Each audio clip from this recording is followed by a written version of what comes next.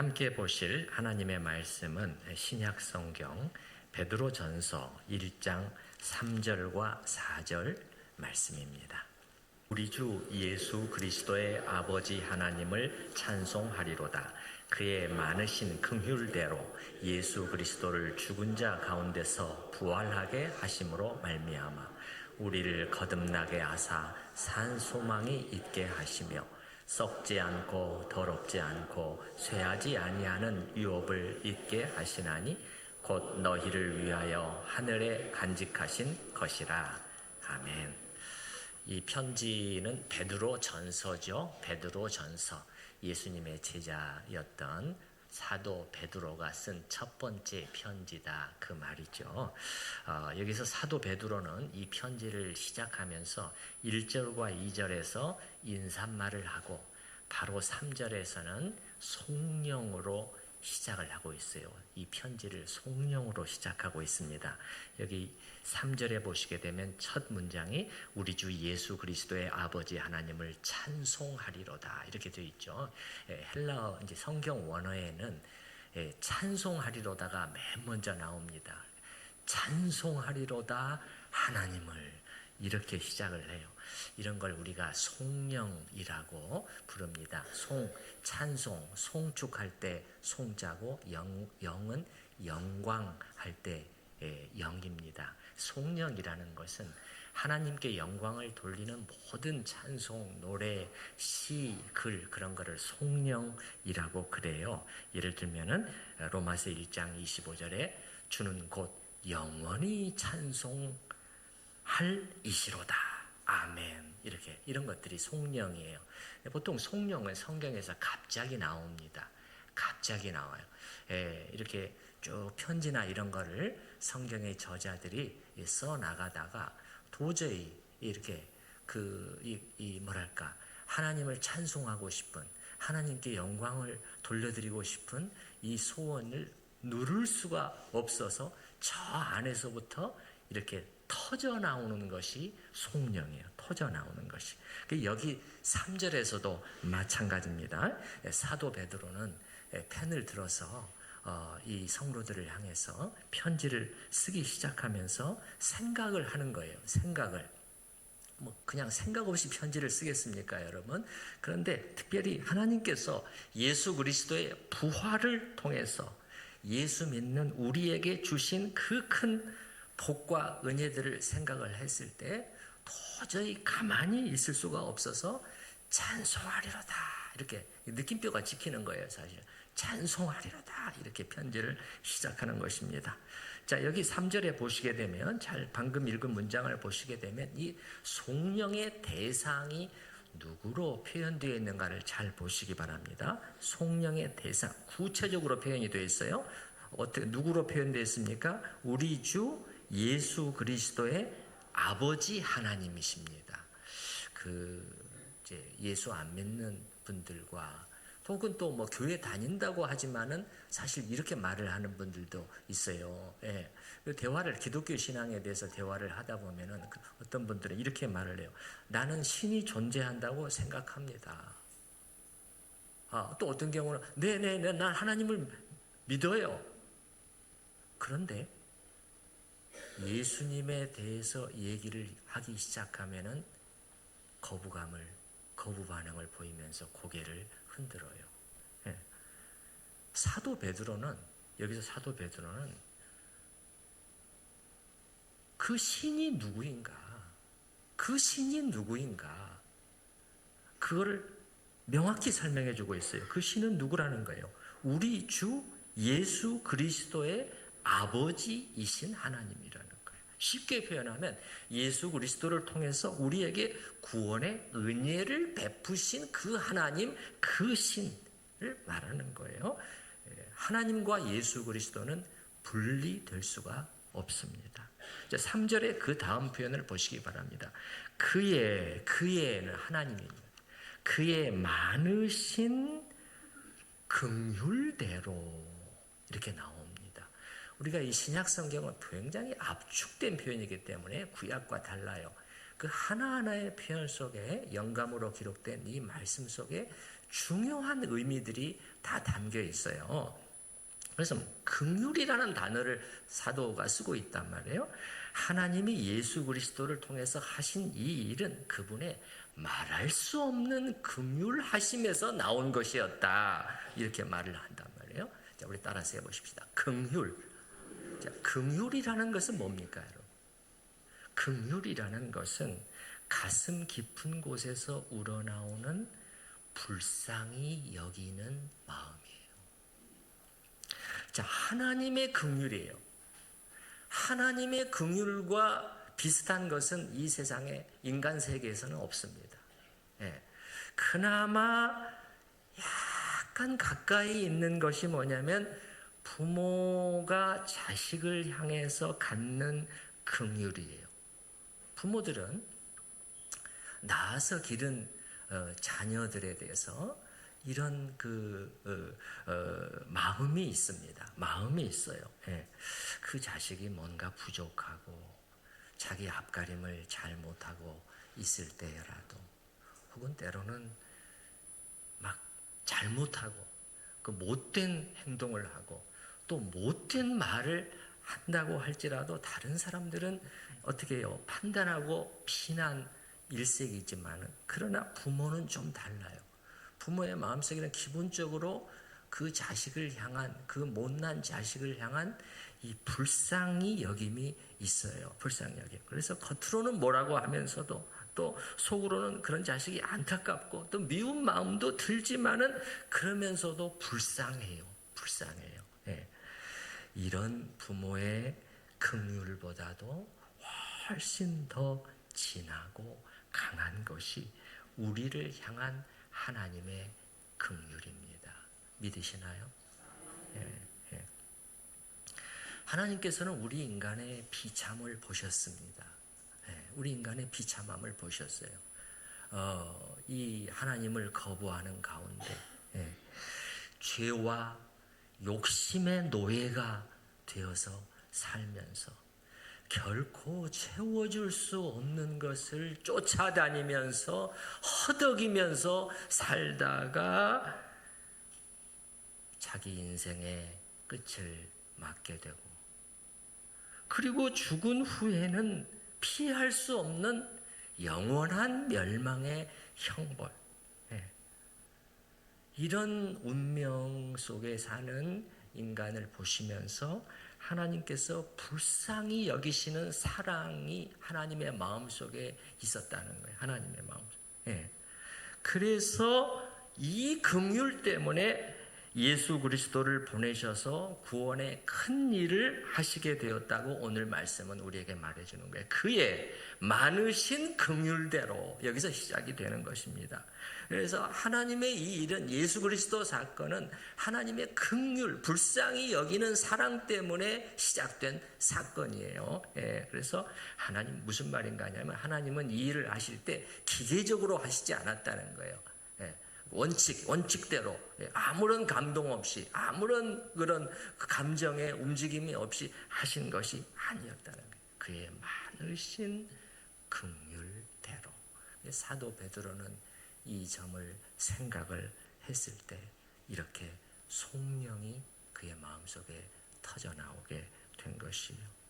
그러면 하나님께서는 이런 마음으로 우리를 위해서 어떤 일을 하셨다고 말씀하고 있습니까? 우리 3절 다시 보십시다. 그의 많으신 긍휼대로 그 다음에 보시게 되면 예수 그리스도를 죽은 자 가운데서 부활하게 하심으로 말미암아는 통해서 이 말입니다.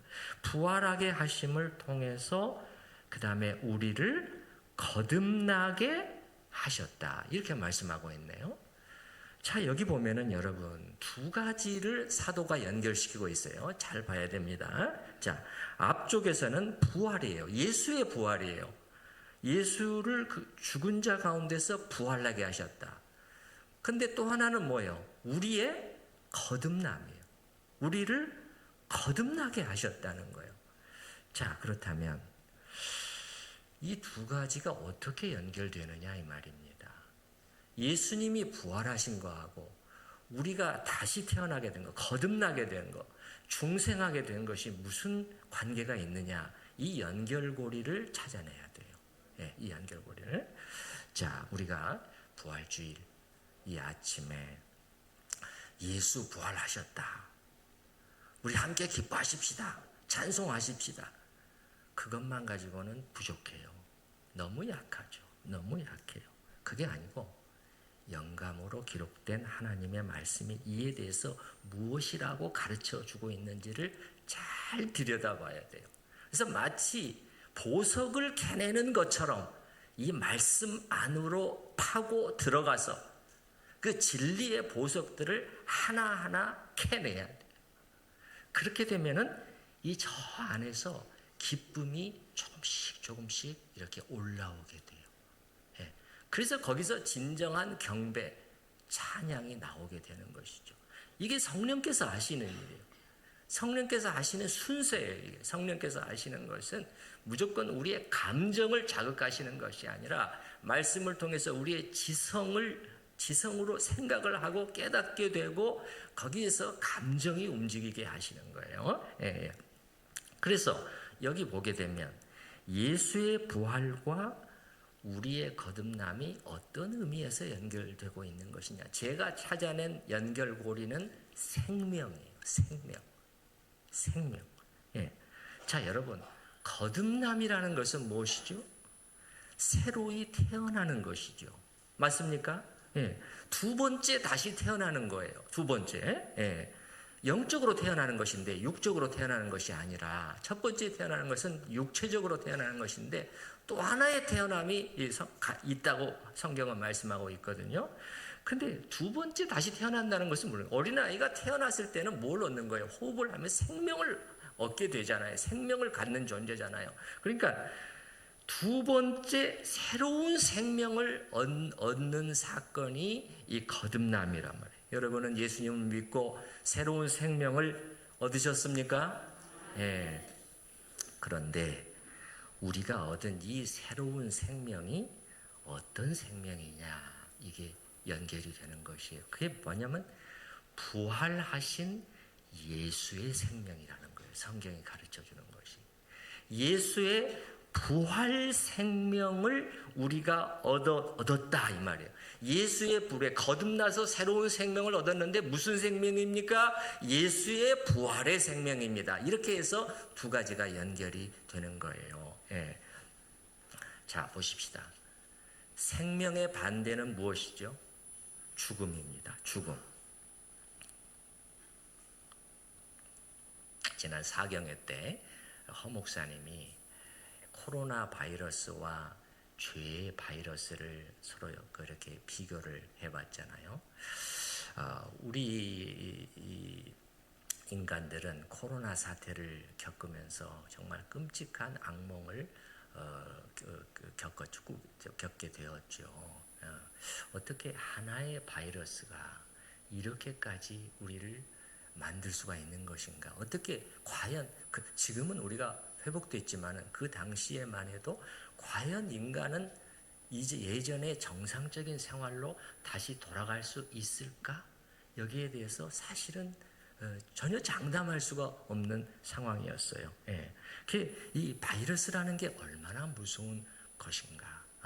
이게 최악의 경우에는 인간을 멸종시킬 수도 있는 것이라는 것을 깨닫게 됐어요. 그래서 보통 이런 게 유행을 할 때는 치사율을 묻죠. 치사율이 그거는 그 병에 걸리면 치사율이 몇 %입니까? 그 말은 무슨 말이에요? 죽는 확률이 몇 %냐 이 말이에요. 10명이 감염이 되면은 그 중에서 보통 1명이 죽습니까? 2명이 죽습니까? 이제 이렇게 이게 치사율인 것이죠. 그런데 사실은 비유적으로 설명해서 그렇다는 거예요. 성경이 이렇게 말씀하고 있는 것은 아니에요. 가장 무섭고 해로운 바이러스는 죄의 바이러스예요. 죄의 바이러스. 예. 성경에 보면은 첫사람 아담의 범죄를 통해서 죄의 바이러스가 들어오게 됐는데, 이 세상에 들어오게 됐는데, 그렇게 해서 어떻게 됐느냐? 모든 사람들이 다 감염이 됐다는 거예요. 안 걸린 사람이 하나도 없었다는 것이요. 모든 인류가 다 감염이 됐어요. 이게 첫 번째고, 그 다음에 성경이 설명해 주는 또 한 가지는 뭐냐면 치사율이 100%라는 거예요. 100%라는 거예요. 예. 그래서 이게 성경이 로마서 5장이나 말씀하는 그 표현이 그런 표현이에요. 신학적인 표현이지만 한 사람의 죄로 말미암아 결국은 모든 사람이 죄를 짓게 되었고 그 결과로 모든 사람에게 사망이 임하게 됐다. 이게 치사율 100%다 이 말이에요. 모든 사람 사망이잖아요. 그러니까 치사율이 100%인 것이죠. 이것보다 무서운 이 바이러스가 어디 있겠어요? 여기서 사망이라는 것은 당장의 육체적으로 죽음이라는 그런 뜻은 아니고 사실 이보다 더 무서운 영적인 죽음을 말하는 거예요. 영적인 죽음.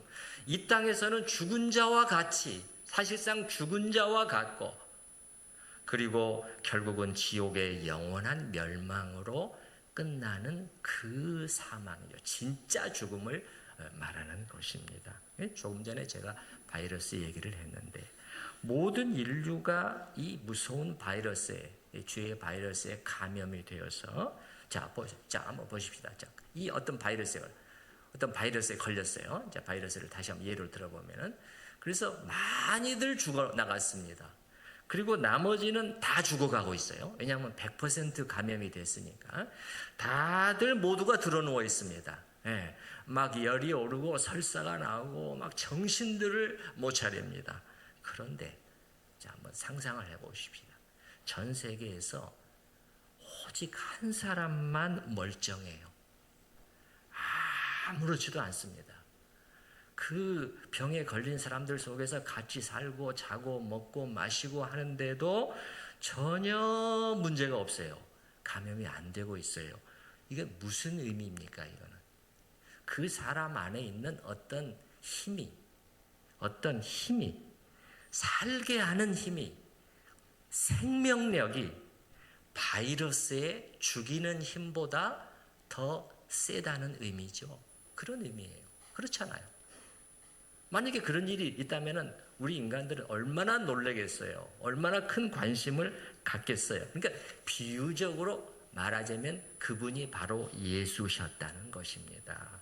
그분은 죽음에서 부활하심으로 이 사실을 증명해 보이신 거예요. 그래서 나는 부활이요 생명이에요. 예수 안에 이 생명력이 충만한 거예요. 그 죽음의 권세를 깨뜨릴 정도로 이 살게 하는 힘이 강력했다. 살게 하는 힘. 그래서 그 무서운 바이러스가 도무지 예수님을 어떻게 할 수가 없어요.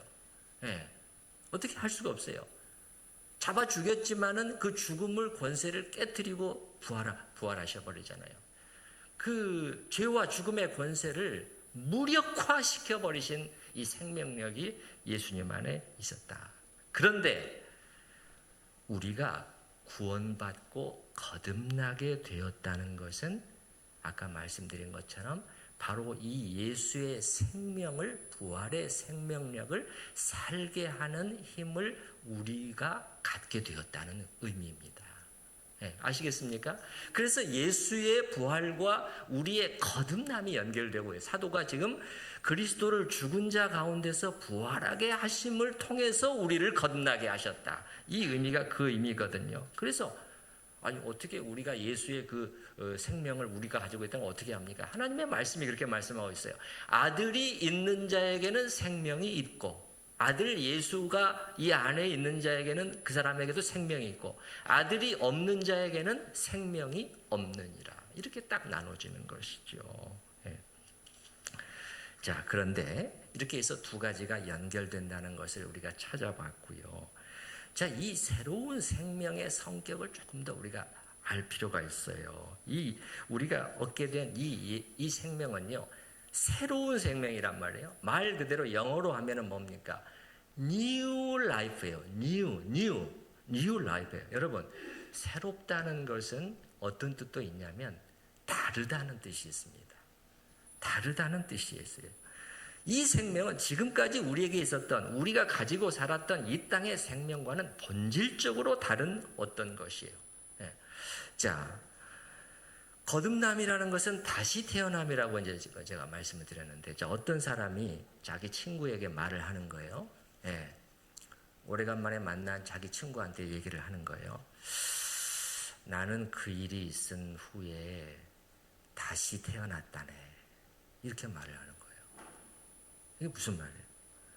그 사건을 겪은 후에 나는 말하자면 완전히 다시 태어났어. 그게 무슨 뜻입니까, 여러분? 나는 이제 다른 사람이 됐다. 그런 뜻이잖아요. 다른 사람이 됐다. 그런 뜻이거든요. 그러니까 다시 태어났다는 말은 무슨 말이냐면 다른 사람이 되었다. 그렇게 할 정도가 됐다는 게 다시 태어남이에요. 예. 이런 것처럼 예수 믿고 우리가 거듭났다. 다시 태어나게 되었다 하는 것도 마찬가지예요. 하나님께서 우리에게 주신 예수의 생명은 달라요. 다릅니다. 지금까지 우리로 하여금 살게 했던 그것과는 어떤 굉장히 다르게 살게 하는 어떤 힘이 있어요. 힘이. 예. 이걸 우리가 많이 놓치고 있는데 바로 이게 신약 성경이 누차에 걸쳐서 강조하고 있는 포인트예요. 다른 생명이 들어왔기 때문에 우리는 어떻게 되는 거예요? 다르게 살 수 있게 되는 거예요. 새로운 생명의 힘을 의지하면서 새로운 삶, 다른 삶을 살 수 있게 하셨다는 것이 거듭나게 하셨다는 것의 또 다른 의미입니다. 그러면 이렇게 새 생명을 받아서 다르게 살게 된 사람들은 사람들이 보여주는 한 가지 특색은 뭐냐면은 희망이 달라졌다는, 그 사람들은 지금까지와는 다른 희망을 가지고 살게 된다는 거예요. 그것을 오늘 본문에서는 뭐라고 부르냐면 산소망이라고 부릅니다. 3절 맨 뒤를 보시기 바랍니다. 하나님의 말씀이 어떻게 계속 연결되어 가고 있는가를 우리가 잘 봐야 되는데, 부활하게 하심으로 말미암아 우리를 거듭나게 하사, 그 다음에 뭐예요? 산 소망이 있게 하셨다. 자, 산 소망이라는 표현을 성경에서 사용하고 있단 말이에요. 영어로 하면은 living hope란 말이에요. 살아있는 소망이란 말이에요. living hope. 근데 왜 이걸 산 소망이라고 불렀을까 하는 것에 대해서 학자들은 여러 가지로 의견들을 내놓습니다. 제가 한 3가지 의미 정도를 말씀을 드려볼 텐데, 제가 볼 때는 이 3가지 의미가 다 포함이 되어 있는 거예요. 첫 번째는 예수의 생명을 통해서 오게 된 소망이기 때문에 그런 것 같아요. 생명이란 살아있는 거잖아요. 생명이란 건 살아있는 예수의 생명을 통해서 왔기 때문에 그게 산소망 이렇게 부를 수 있고, 또 한 가지는 어떤 주석학자는 우리의 소망의 근거이신 예수님은 항상 살아계시기 때문에 이게 산소망이다. 또 이런 해석도 가능해요. 여러분, 산소망의 반대는 뭡니까? 죽은 소망이잖아요. 그럼 죽은 소망은 뭘까요, 여러분? 죽어있는 사람들이 가지고 사는 그런 소망이에요. 그렇죠? 죽은 소망, 산소망은 우리처럼 살아있는 사람, 다시 거듭나서 새롭게 태어난 새 생명을 가진 사람들이 갖는 소망인가 하면은 죽은 소망이라는 것은 죽어있는, 영적으로 죽음이라고 그랬죠. 예, 진짜 무서운 죽음이라고 그랬어요. 예수 밖에 있는 사람들에게 있는 그러한 사람, 죽어있는 사람들이 가지고 있는 그런 소망이죠.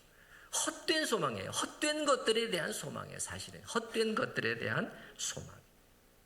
자, 그러면 그 다음에 또 연결이 됩니다. 4절로 연결이 돼요. 이 소망이 어떻게 연결이 되느냐? 자, 보시기 바랍니다. 그러면 이렇게 거듭난 사람들이 갖게 되는 새로운 소망은 어떤 것이냐 이 말이에요. 어떤 성격의 것이냐는 거예요. 3절 뒤 거듭나게 하셔서 산 소망이 있게 하시며, 4절에 썩지 않고 더럽지 않고 쇠하지 않는 유업을 잊게 하시나니. 유업이라는 단어가 또 나옵니다. 그래서 저는 이게 여기 나오는 4절의 이 표현이 우리의 산소망의 내용을 설명해 주는 중요한 단서라고 저는 생각을 해요. 자, 유업이라는 단어가 나왔잖아요. 이게 좀 어려운 단어입니다. 그러나 성경에 매우 자주 나와요. 어떤 때는 기업으로 번역이 돼서 나오기도 하는데 이게 무슨 뜻인가 사실 좀 알아야 돼요. 어려운 단어지만 성경에서, 신약 성경에서 자주 사용하고 있기 때문에 우리가 의미를 알아야 되는데, 자, 원래 뜻, 쉽게 말해서 무슨 뜻이냐면 이거는 물려받는 유산을 가리키는 거예요. 상속 재산을 가리키는 것입니다. 아시겠죠? 그래서 유업, 유산할 때 유자를 쓰고 있는 거예요. 상속 재산이에요. 물려받는 재산이에요. 그러니까 여기 나오는 유업이라는 건 뭐냐면 하나님께서 우리에게 물려주시는 거란 말이에요. 아버지가 상속인인 자식에게 물려주는 것처럼 하나님께서 우리에게 주셔서 우리로 하여금 누리게 하시고 앞으로 누리게 하실 모든 풍성한 복들을 유업이라고 성경은 말해요. 이 물질적인 복도 포함이 되지만은 비물질적인 복도 여기에 다 포함이 되어 있어요. 자, 로마서 8장 17절 말씀 제가 읽어드려 볼게요. 자녀이면 또한 상속자, 곧 하나님의 상속자요, 그리스도와 함께한 상속자니. 여러분은 하나님의 상속자인가요? 아니, 세상에 저 무슨 돈 많은 회장의 상속자라고 해도 다들 부러워할 판인데 이게 지금 잘 생각해야 되는 거, 잘 생각해야 돼요. 자, 그래서 산소망이 있게 하시며, 여기서 이 산소망이란 건 뭐냐면은 4절에 나오는 이거예요. 4절에 나오는 썩지 않고 더럽지 않고 쇠하지 않을 이런 것들, 이 새로운 유업을 물려받을 것에 대한 소망을 가리키는 것입니다. 소망이에요. 그러면 반대로 죽은 소망은 뭐겠어요, 여러분? 죽은 소망은 썩어질 것들, 더러운 것들, 쇠해가는 것들에 대한 소망이 죽은 소망이 되는 것이에요. 예. 예.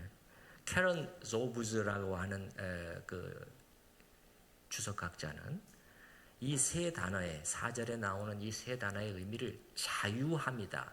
거기로부터 이제는 자유하게 됐다.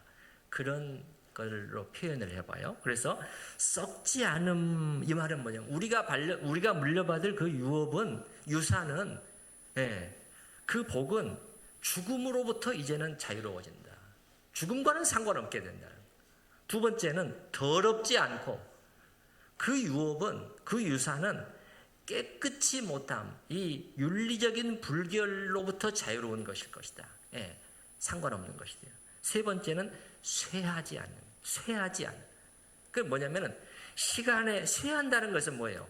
낡아지고 점점 어떻게 돼요? 아름다움을 잃고 생기가 사라져가는 게, 그게 쇠함이거든요. 그래서 쇠하지 않는 것. 그 조브즈라고 하는 학자는 뭐라고요? 시간의 흐름에 따라 일어나는 황폐해짐으로부터 자유로운, 이것과는 상관없는, 이것에 영향을 받지 않는 그런 유업일 것이다. 여러분, 뭔가 참 대단하지 않습니까? 대단하지 않아요? 이 땅에 있는 것들 중에 이런 게 있어요? 이런 게 있어요? 죽음과 더러움과 그리고 쇠함과 황폐해짐과 여기서 상관없는 그런 것들이 과연 있어요? 다 낡아지고 사라져가는 것들이잖아요. 그리고 사도 베드로가 이 유업에 대해서 맨 뒤에 한마디를 덧붙여요. 맨 뒤에 4절 맨 뒤에 잊게 하시나니 곧 너희를 위하여 하늘에 간직하신 것이라.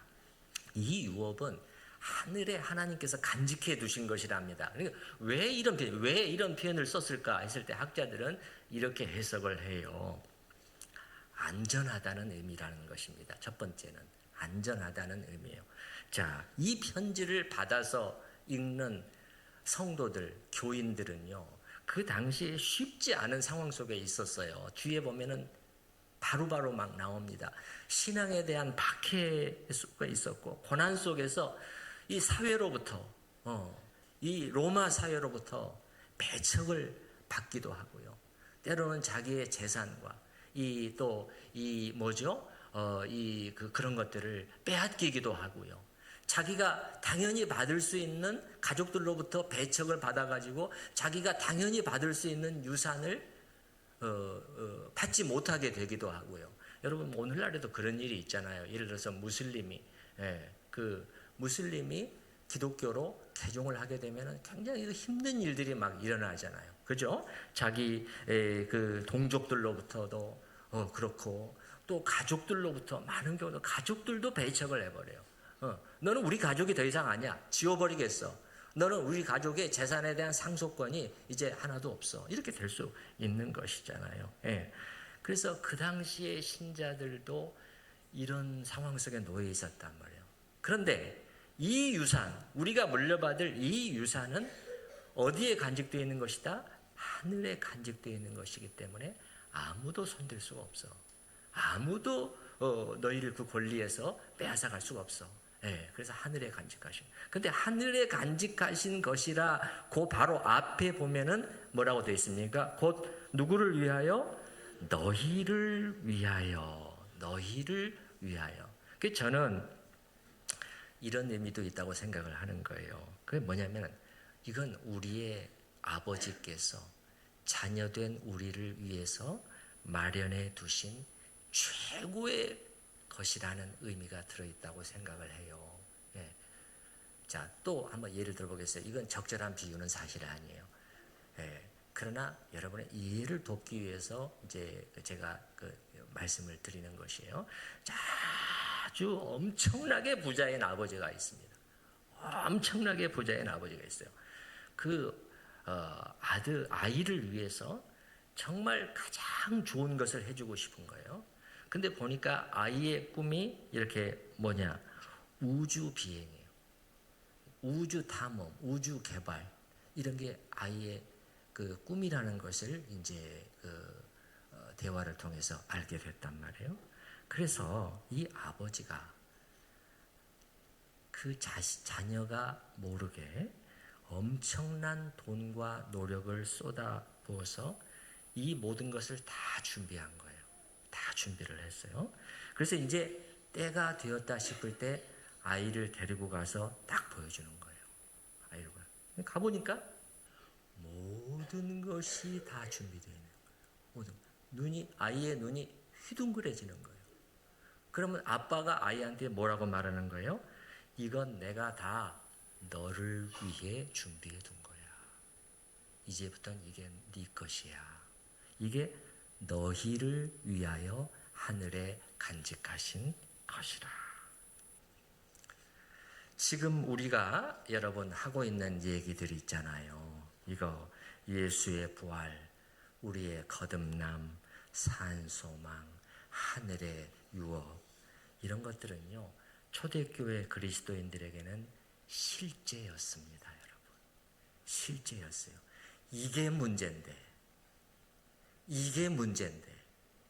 우리한테는 이게 이론이 되어 있단 말이에요. 이론이 된다고. 근데 이들한테는 이론이 아니라 실제였어요. 마치 지금 내 통장에 잔고가 얼마가 찍혀 있지 그것만큼이나 분명한 사실이었어요. 팩트였어요. 팩트. 예.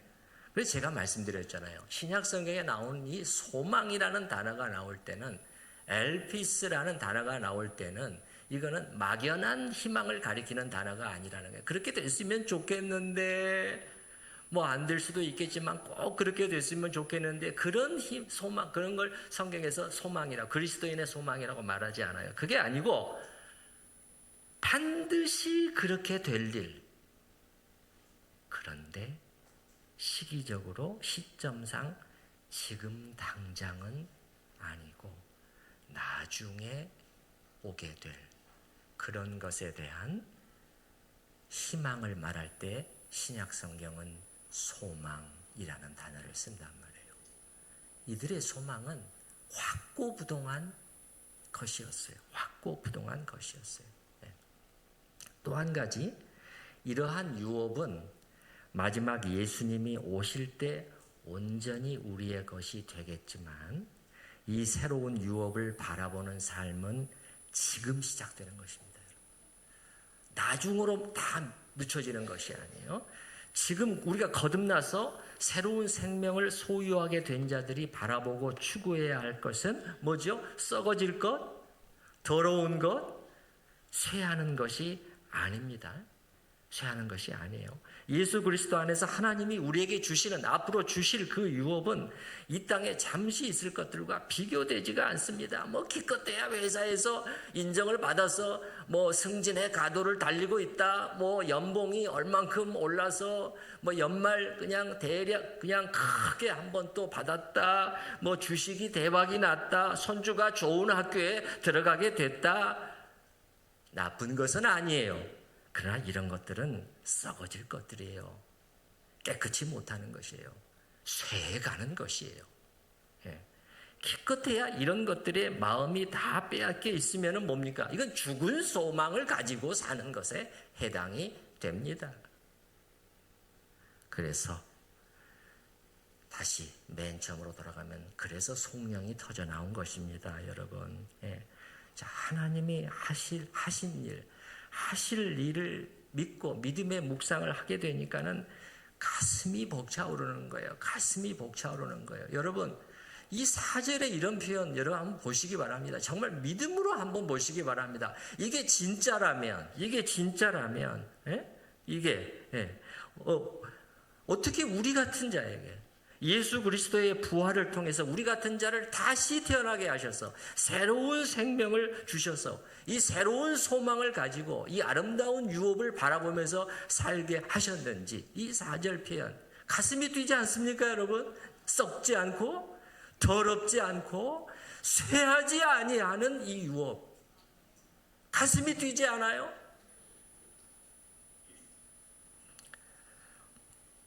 그래서 이렇게 성령이 터져 나오는 것이, 이런 게 있어야 됩니다. 여러분, 이런 거는 신앙이 특별히 좋은 사람들한테만 해당되는 것은 아니라니까요.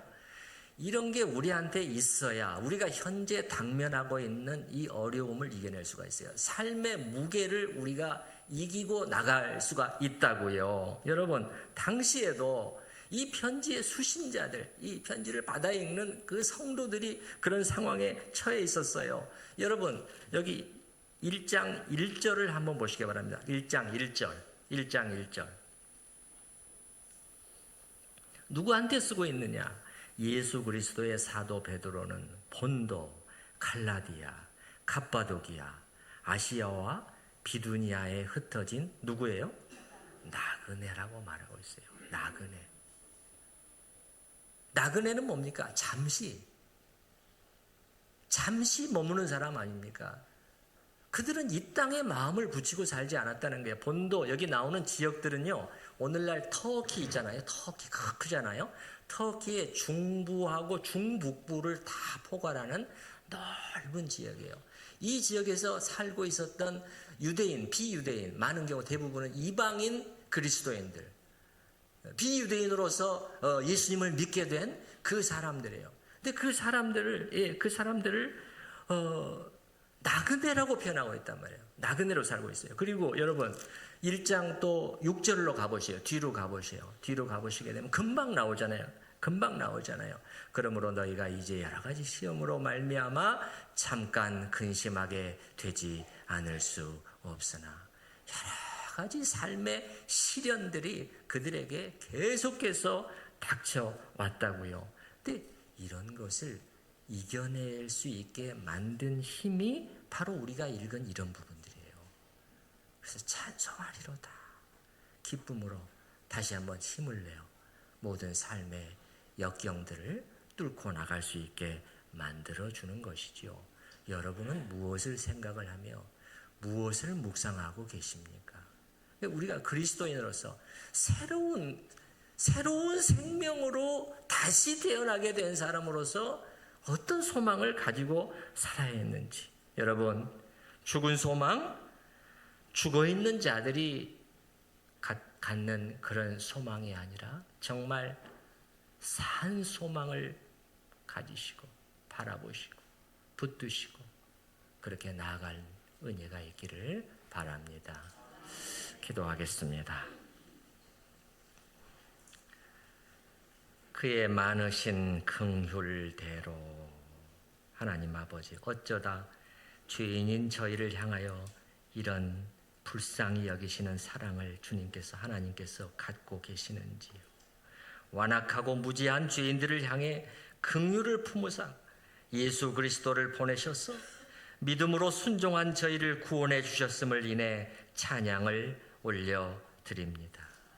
저희가 예수 그리스도의 부활을 통해서 거듭난 새 생명을 받았으니 새로이 태어난 자처럼 영원한 유업을 바라보며 그렇게 사는 저희 모두가 되게 하여 주시옵소서. 예수님의 이름으로 기도하옵나이다. 아멘. 주 예수 나의 산 소망, 함께 찬양하십니다.